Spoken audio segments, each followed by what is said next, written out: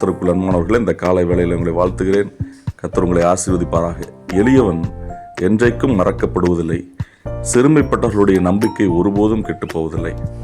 இந்த உலகத்தில் நமக்கு மிகப்பெரிய ஆதரவு இருக்கிறது, மிகப்பெரிய மக்கள் கூட்டம் இருக்கிறது என்றெல்லாம் இல்லாமல் இருக்கலாம்.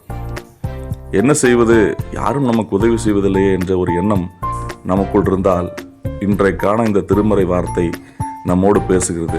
நாம் எளியவர்கள்தான், ஆனால் நாம் மறக்கப்படுவதில்லை. நாம் சிறுமைப்பட்டவர்கள்தான், ஆனால் நம் நம்பிக்கை ஒருபோதும் கெட்டு போவதில்லை. ஏன் தெரியுமா? கிறிஸ்து நமக்காக இந்த பூ உலகில் பிறந்து நம்மோடு தூய ஆவியர் வழியாக வாழ்ந்து கொண்டிருக்கிறார். உலகத்தை படைத்த கடவுளே நம்மோடு இருக்கும்போது இந்த உலகத்தில் உள்ள மனிதர்கள் நமக்கு உதவி செய்யாமல் இருந்தால் எந்த கவலையும் பட தேவையில்லை. ஏனென்றால் அவர் நமக்கு எல்லா விதத்திலும் உதவி செய்வார். இந்த காலை வேளை ஆசீர்வாதமான வேலையாக இருப்பதாக. ஆமென்.